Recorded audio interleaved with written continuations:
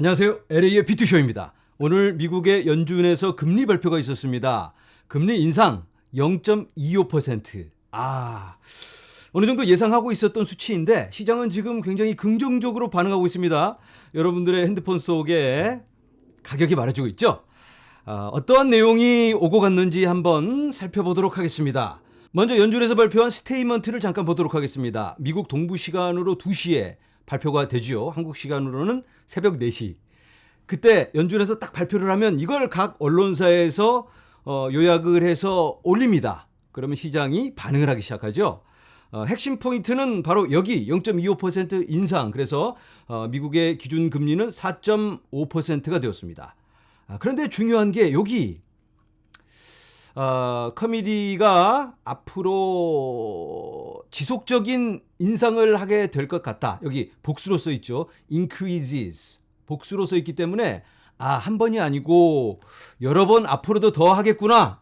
이런 소식에 이게 발표되자마자 갑자기 추락하기 시작했어요. 주식, 코인 뭐 할 것 없이 다 추락을 했는데 그리고 나서 제롬 파월이 한국 시간으로 새벽 4시 반에 나와서 발표를 하고 그 다음에 기자들의 질의응답 시간을 갖습니다. 먼저 제롬 파월의 연설 무슨 말을 했을까? 금리 인상 0.25% 지속적인 인상을 하겠다. 한 번이 아니고 2번 이상을 얘기하는 거죠. 복수로 썼으니까. 그리고 공격적인 대차 대조표 축소. 이런 말 얘기하면 또 시장이 폭락을 하겠죠. 그래서 시장이 굉장히 좋지가 않았습니다. 그런데 인플레이션 수치가 계속 떨어지는 모습을 보여주고 있죠. 여기에 대해서 제롬 파월은 일단은 더 많은 데이터가 필요하니까 0.25로 해놓고 페이스를 조절하는 게 아니고 0.25로 낮게 인상을 하지만 기간으로 조절을 한다. 이런 전략인 겁니다. 그리고 고용이 망가지지 않고 인플레이션이 내려가고 있어서 여기에 대해서는 아주 긍정적으로 생각한다라고 합니다. 제롬 파월이 긍정적인 이야기도 하니까 분위기가 살짝 좋게 바뀝니다. 그리고 이제 기자들의 질문이 이어지는데 이번에 발표된 스테이트먼트에서 인플레이션에 영향을 끼치는 요인들 중에서 이런 부분을 뺐어요. 전쟁, 팬데믹, 유통망 문제 이런 부분을 뺐는데 왜 그런 거냐라고 물어봤더니 제롬 파월이 이건 계속 넣을 수는 없으니까 언젠가는 빼야 되는데 적절한 타이밍을 잡기가 어려웠는데 이번 기회에 뺐다. 전쟁이나 팬데믹, 유통망이 이제는 그렇게 심각한 영향을 끼치고 있는 건 아니다라고 합니다. 인플레이션이 계속 떨어지고 있으니까 금리 인상을 멈추고 지켜보는 건 어떠냐? 그리고 나서 여의치가 않으면 다시 그때 올리든가 이런 옵션은 없냐라고 물어보니까 제롬 파월이 여기에 대해서 risk of doing too little 너무 조금만 올리는 리스크가 너무 크다. 이랬다가 잘못되면 나중에 걷잡을 수 없는 상황이 벌어질 수 있지만 너무 세게 쪼였다가 이걸 풀어주는 방법은 너무 많다. 그러니까 본인도 지금 좀 과하게 앞서 나가는 모양새다라는 걸 이제 인정을 하는 거죠. 이런 거는 조금 긍정적으로 시장이 느낄 수가 있습니다. 그리고 어느 기자가 부채 한도에 대해서 질문을 합니다. 미국이 지금 부채 한도를 넘어서서 파산할 지경에 이르고 있는데 연준에서는 어떤 입장이냐? 그랬더니 제롬 파월이 자기네가 여기에 대해서 어떤 언급을 하기는 어렵지만 의회에서 결정을 해야 되는데 빨리 결정을 하고 돈 갚아야 된다. 당연히 돈을 갚아야 된다면 돈을 더 찍어내야 되는 거죠. 한도를 올려야 된다. 초이스가 없다라고 이야기를 합니다. 결국은 돈을 찍어내야 된다는 이야기인 거죠. 그리고 리세션에 대해서는 어떻게 생각하냐? 리세션, 경기 침체. 여러 언론에서는 리세션으로 지금 가고 있다. 경기 침체 오고 있고 더 힘든 시간이 우리를 기다리고 있다라고 이야기를 하는데 제롬 파월은 사태의 심각성을 잘 못 느끼고 있는 건지 충분히 극복할 수 있다. 고통이 있을 수는 있겠지만 약간 힘들면서 다시 헤쳐나가면 된다. 여러 가지 본인이 가지고 있는 자료들은 긍정적인 방향을 가리키고 있다라고 이야기를 합니다. 그리고 고용시장을 크게 망가뜨리지 않고 인플레이션을 낮추는 게 가능하냐? 어려울 수 있겠죠. 고용시장이 더 망가져야 할 것만 같은데 지금 망가지고 있고 그런데 제롬 파월은 여기에 대해서 인플레이션의 이유가 너무 과한 수요 그리고 공급망의 문제가 컸기 때문에 지금 그런 것들이 해소가 되고 있다. 과한 수요는 금리가 올라가면서 사람들이 가난해지고 있으니까 자연스럽게 지금 수요가 줄어들고 있는 모습을 보여줍니다. 그리고 공급망의 문제는 전쟁이라든지 코로나 이런 것들 때문에 길게 이게 연쇄적으로 일어나고 있었는데 그런 것들이 지금은 다 추스려지고 있는 분위기이기 때문에 충분히 고용시장에 큰 영향을 끼치지 않고도 가능하다. 이런 이유 때문에 제롬 파월이 이제는 고용시장에 그렇게까지 무게를 두고 있지는 않다라고 볼 수가 있는데 오늘 졸츠 리포트라는 게 발표가 됐습니다.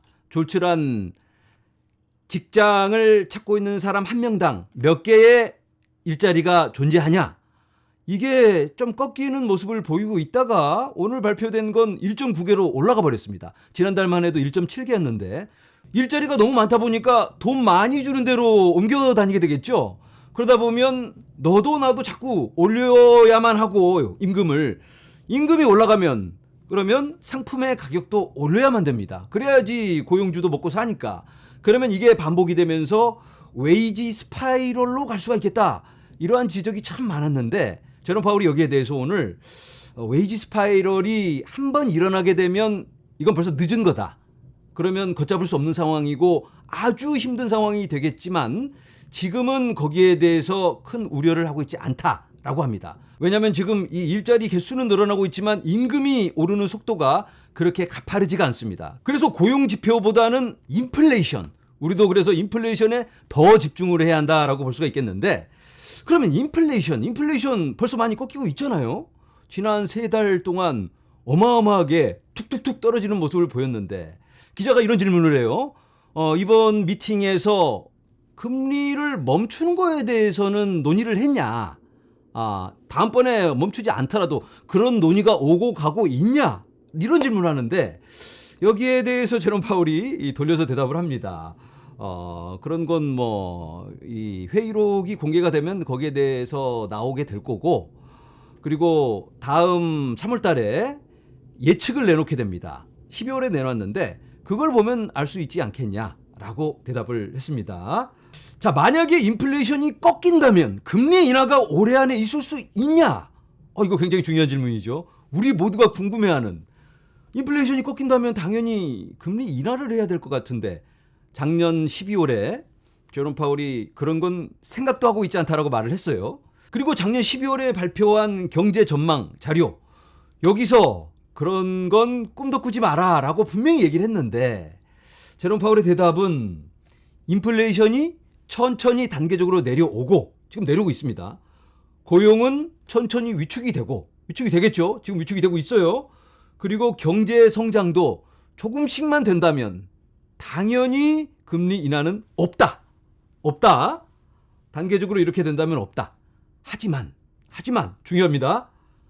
갑자기 인플레이션이 팍 꺾인다면 폭락을 한다면 그러면 금리 정책에 대해서 다시 심각하게 논의를 해볼 필요가 있다라고 얘기를 합니다. 이거 어떻게 받아들여야 될까요? 이 말에 시장은 뜨겁게 반응을 오늘 했는데 이게 오늘 키포인트예요. 금리 인하한다는 얘기죠. 심각하게 급격하게 팍 인플레이션이 꺼진다면 당연히 금리 정책 바꿔야죠. 여기에 대해서 오늘 시장이 아주 긍정적으로 바라보고 있습니다. 지금 인플레이션을 재는 분류가 상품은 벌써 꺾이고 있습니다. 그리고 하우징, 집 관련 당연히 꺾이고 있죠. 그리고 코어 서비스, 핵심 서비스 이런 부분도 지금 꺾이고 있습니다. 제롬 파월이 얘기한 겁니다. 꺾이고 있다. 곧 꺾일 거다.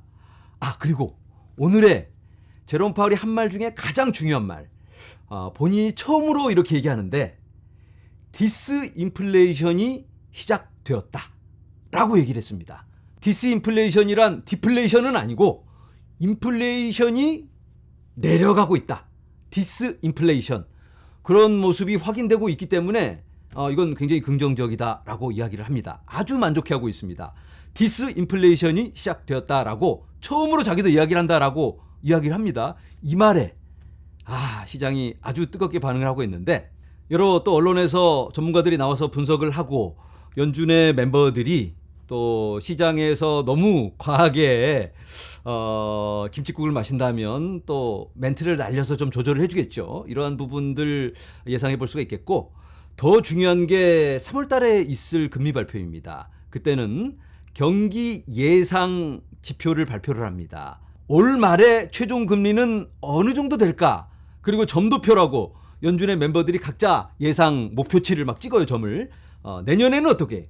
그 다음에는 어떻게? 어느 정도인지를 이걸 찍어서 평균을 내기 때문에 이러한 지표들이 굉장히 중요하게 작용될 걸로 보입니다. 12월에 발표를 하고 3달에 한 번 정도 발표를 하는데 그게 3월 20일 그쯤에 발표를 합니다. 금리 인상과 함께. 그때 시장에 굉장히 큰 움직임이 있을 걸로 예상이 됩니다. 그때까지 지금의 분위기 이어가면서 그리고 앞으로 발표될 CPI, 소비자 물가지수, 이것들만 의미 있는 하락을 보여준다면 긍정적인 방향 예상해 볼 수가 있겠습니다. 네, 오늘 발표된 금리 인상에 대해서 요약을 해봤는데요. 많은 도움이 되었기를 바랍니다. 오늘은 여기서 인사드립니다. 여러분, 감사합니다.